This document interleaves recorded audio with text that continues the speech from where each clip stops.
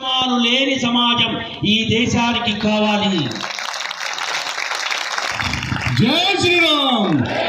అనాథ శరణాలయం లేనటువంటి సమాజం ఈ దేశానికి కావాలి. జై శ్రీరామ్. ఎవరు అనాథండి? ఎవడు దిక్కులేని వాడు ఎవడు చెప్పండి? తల్లి లేదా, తండ్రి లేదా, అన్నదమ్ములు లేరా, అక్క చెల్లి అందరం ఉన్నాం కదా.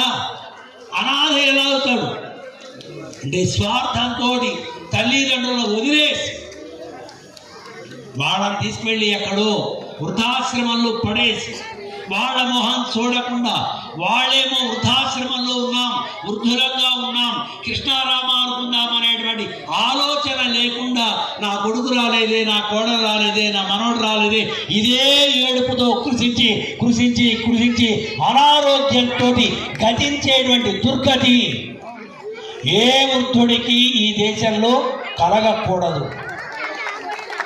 ఇది మంచిదా చెడ్డదా? ఇది మేము విజయవాడ నుంచి శ్రీరంగ